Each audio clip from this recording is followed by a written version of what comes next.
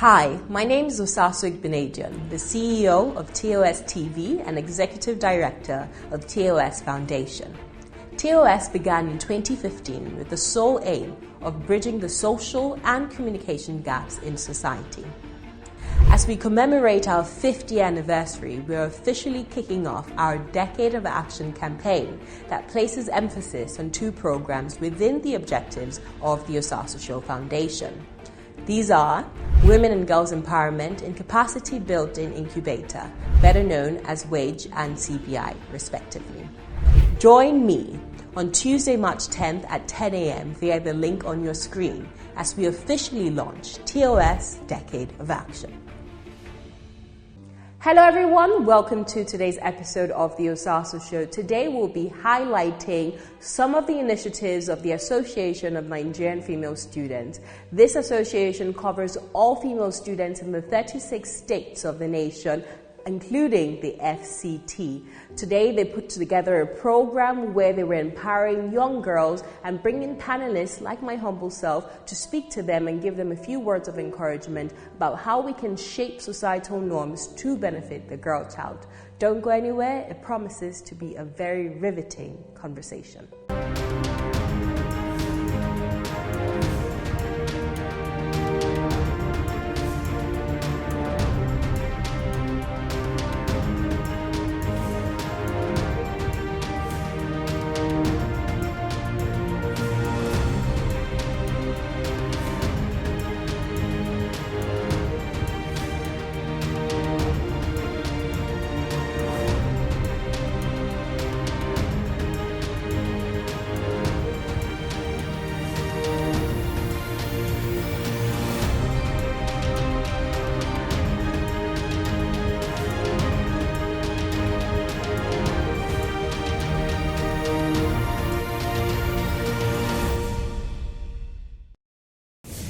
Sometime last year, I nurtured an idea about something I am very passionate about and wanted to do. An idea that I am so sure would give hope to the hopeless, encouragement to the downtrodden, change mindsets, change lives, public speaking. One day, a friend and I walked up to our headmaster in his office to ask for a slot to speak during the whole school assembly. And I said, "Sir, please may I speak during the whole school assembly?" And guess what his response was? "No, you are too little." And that day I asked myself, how can your age determine what you can do and can't do? The following week I went back to him and asked the same question. Again, his response was no. The third, fourth, and fifth week passed, and still the same response.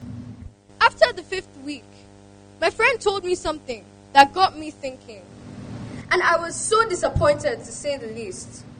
She said, "Don't you think we should stop disturbing this man? He appears adamant.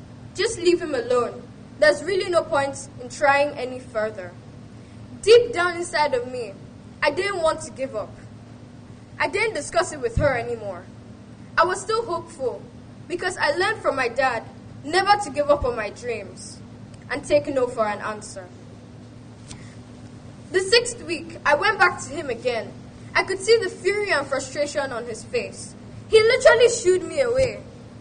On the seventh week, something phenomenal happened. He allowed me to tell my story of being relentless. And to my surprise, he gave me the slot. I am proud to say that even though I was denied multiple times, I still remained undaunted. My message for you today is that no matter your age, gender, or ethnicity, just know that you can do anything. You can change your world. You can influence your generation positively. You can change your narratives as long as you set your mind to it and never give up. Thank you. Looking at your faces, you are the future hope of tomorrow. The future hope of tomorrow lies in the girl child. I want to urge every single student here. I can see our young students there. I'm also commending the female students, those in the university, those that are finished.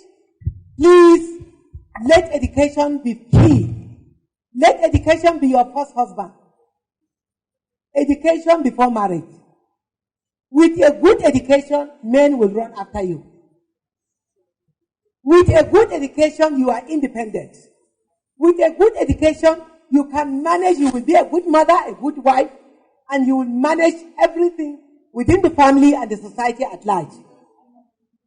The future of Nigeria lies in the number of the educated women we will have.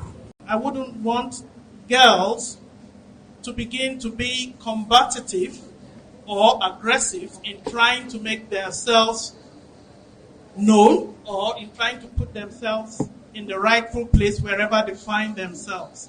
So one needs to be cautious. Yes, it's important to be equal to the boys.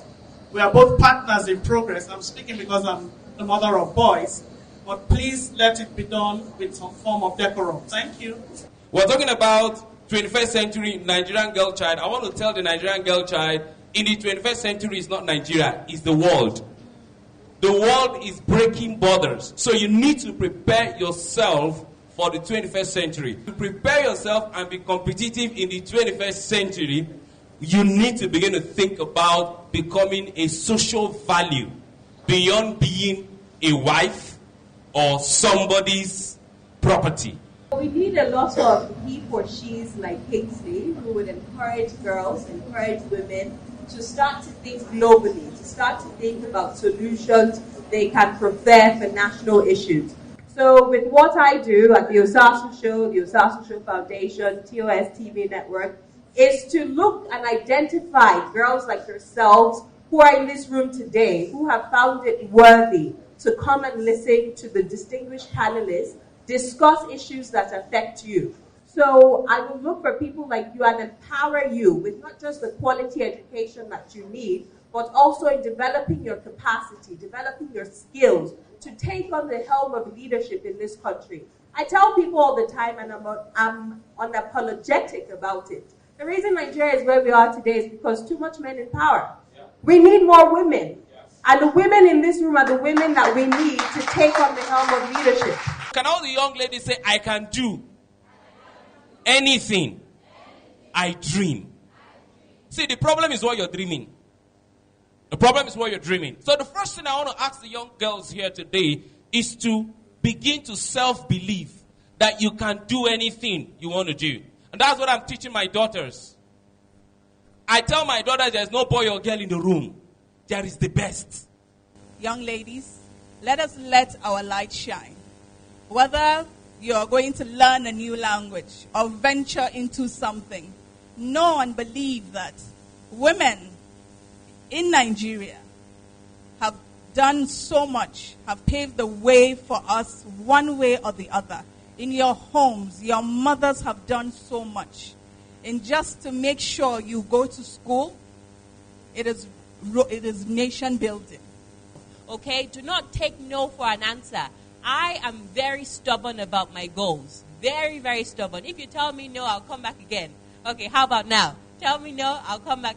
Just like the 9-year-old said, be relentless. Okay? You're going to tell people to your face. People will tell you, oh, you can't do it because you're a woman. I'm sorry, I can't give you that contract because you're a woman. Who is backing you? Where is your husband? Don't listen to them. Keep going and you will get it. So I want to ask if it's normal for a particular girl child to pick her dad over her mom, or is it weird in some kind of way? This is completely normal. It's okay to be close to your father. It's okay to tell him your secrets. It's okay to play with him, but due to the stories we hear these days, that's why society is always so cautious about things like this. But please do not be alarmed. Be close to your father, and also know the warning signs as a girl. If there is anything that's going on, with that sort of relationship, you can tell your mother or tell which other guardian you are close to. If a female child makes a new achievement, it be specially celebrated. Because I think that if she's specially celebrated, it's going to cause a competition between the female and the male, and a healthy competition. Should females be celebrated specially? Yes, we should. Not just because I'm a female, but because the girl child, society doesn't celebrate us enough. We are together with all stakeholders working towards upscaling the girl child education. The girl child education is top priority. It must be compulsory and not just being in school, but retain in school up to completion. Because when you educate a girl, you are educating the society and the nation at large. So education is key. Every other thing follows education. Next is the empowerment of the woman. Empowering the woman is empowering the family and the society at large. I think all the panelists today reiterated what we've been saying for a while, that women need to take the helm of leadership. Women need to gain that confidence to be able to explore different fields in science and technology and engineering and mathematics, and to do things that are unconventional. And again, to reiterate the fact that you have to be stubborn about your goals, be stubborn about your vision, be stubborn about your purpose in life, and the sky will be the limit. Females have the capacity to succeed in any given endeavor.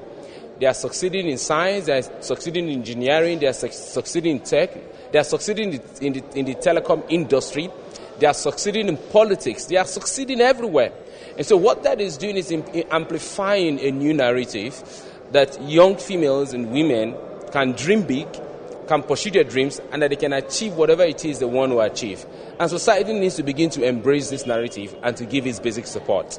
I feel really excited about the event, and I would like them to host more of it. I actually feel overwhelmed for what they do as a girl child, because bringing us together here today is actually a privilege out of the many girls to come and sit here and just talk about how great we can be and our full potential. Is actually very nice.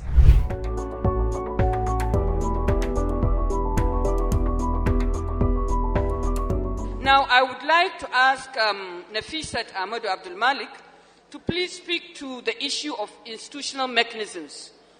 Okay, I would like us to take note of two facts. When we're talking of institutional mechanisms, we should also look at our legislative. When you talk of rights for women, till today we still have two laws. Permit me to read. Section 127 of the Police Act prevents married women from seeking enlistment into the Nigerian police force. Also, under Section 55 of the Penal Code, husbands are permitted to chastise their wives as long as no grievous harm is done. These things are issues that we need our lawmakers to start looking at seriously, not just putting out bills with regards to women empowerment or issues that have to do with women empowerment, actually. But we want them to actually review these laws to include women and to take away laws that are not favoring women, either at rural or state levels. So when you talk of how institutional mechanisms can take away these things, we want CSOs, like she said earlier, like Sandra is saying, CSOs who are actively involved in community work, who are working with the people in the grassroots, who are carrying out who are enhancing women's rights, either through education. Like the Osasu Foundation is currently sponsoring women and girls to get more education, giving them capacity building to be able to own their own businesses. Because we believe that when a woman is empowered, she'll be able to speak for herself, she'll be able to fight for her rights. Thank you. I think it's a known fact in Nigeria that women's rights is not upheld in this climb, rather, I would say.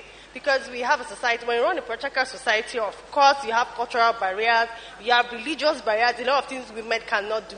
Take, for instance, politics. Now, Nigerian women representation in politics is abysmally low. As a young person, for me, I feel so concerned. I look up to our mothers today. I look at what they've done. Okay, today we're celebrating 25th anniversary of Beijing, and we're still here. I was just a baby when this thing was incorporated, and 25 years down the line, we're still here. What progress have we made? How are women being represented?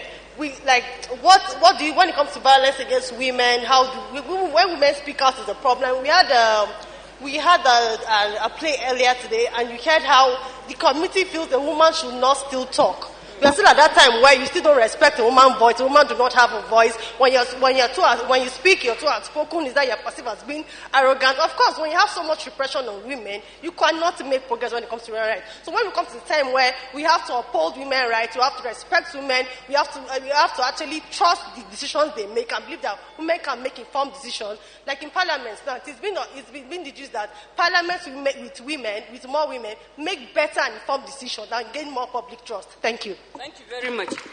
So, Tony, now looking at education and training for women, and within the language of addressing, confronting, and overcoming the armed conflict brace of the woman in contemporary experience, what do you have to say?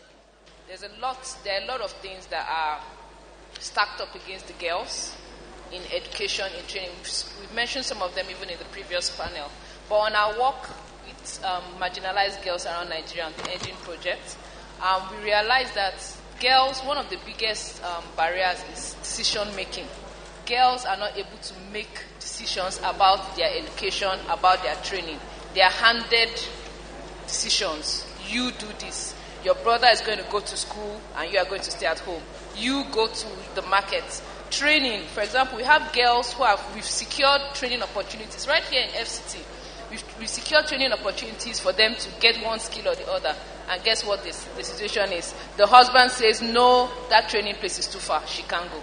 I think I just want to mention a couple of things that I think it's critical for us to really look into when we're talking about education. Right now, we know that primary education is free and compulsory in Nigeria. However, we know that many states are not doing their part in terms of counterpart funding to be able to properly invest, right, in education. And we know that if we're looking at the literacy rate in Nigeria, for women, it is 59.3%.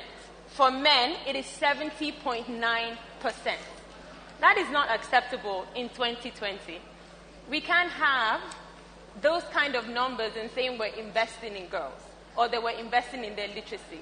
Or looking at another number, only 15% of professors in universities are women. So what are we doing? We need to have a serious conversation about if we believe in girls, if we want to empower them, we've got to invest. You can see a state like Kaduna State who has decided that they're going to support girls to go to school until they graduate secondary school. And that's really important for me because I did meet a young girl from Kaduna who was able to finish secondary school, wanted to go to university, and because her brother has also graduated, the dad gave the money to the brother. And so she's still looking for money for WAEC. So there's all of these stories and what we must do to speak out loud, to tell these stories and say we need to invest in education and we can't stop. Looking at women in power, governance, and decision-making, Barrister Ebere Ifendu. We've had a good number of women, empowered women contesting for positions. Women are no longer shying away from governance. The last 2019 elections, we had 2,970 women contest the election, even though we ended up with just 69 of them being elected. So the problem is not with us women. The problem is an institutional thing. So it's not our problem as people who do not want to contest or who do not want to participate. We want, from political parties to give women more opportunities to participate as candidates. We want the legislature to, give us, laws that will ensure affirmative action, ensure gender and equal opportunities bill. We also need the society, where people will understand that women are not in competition, but are there, to a kind of work with men. So we need the royal fathers also. It's an institutional thing, a community thing. But for me, as a woman and other women that are here, I tell you, we are stars. 2020 is a significant year. You can see that we are celebrating the 25 years of Beijing Platform for Action. It's also a year that I simply I declared 2020 on the 1st of January as a year for action for women. We've been talking, it's now time for action. And we cannot do it alone. And that's why we're advocating more of the he for she. You can hear from the speeches of the men. Before it was just women that would come and be celebrating among ourselves. But now we are holding the hands of men for us to walk the walk together. When men speak and acknowledge the role of women, in national development, other men will believe and listen more. So taking this strategy will lead us to a better success in the struggle that we are working towards. If you look around, you could see that many things are working, even though there have been a lot of problems here and there, but Nigerian women have been able to break the barrier, to break the ceiling, to make progress in their different fields. So there is need for us to appraise, to assess what we have achieved, where we are going to, and what we are doing. The need for a new generation of men, women, boys and girls who believe in equality of rights and opportunities. And for some of us, we have been in this generation equality movement for a very long time. But for me, the most important thing is that there is a renewed momentum for that movement. So you have many young people today who treat many young men who treat women as equals. Many young men are breaking stereotypes, and you see many men today advocating for women empowerment and gender equality. You see the United Nations through the Spotlight program mobilizing men and boys across the country to become more gender sensitive, to treat the women as equal partners. So UN Women, which is the organization I work for, was really one of the UN agencies that championed the Beijing Declaration. Our mandate actually responds to the calls made in Beijing. So one of our key mandates is to support governments to translate policy statements like Beijing into practice at the national level. So we've been working with governments on that, providing support, technical support to government, including here in Nigeria, to look at policy measures that support women's rights. We've also been supporting and championing calls for more investments in women's empowerment projects. So whether it's economic empowerment, whether it's supporting women in politics, and also helping women in politics to be champions of gender-sensitive legislation, and working to end violence against women. Those are the kinds of programs that we've been supporting and working to ensure that in conflict-affected countries or regions, such as in the northeast of Nigeria, women are being supported to play a role in peace building.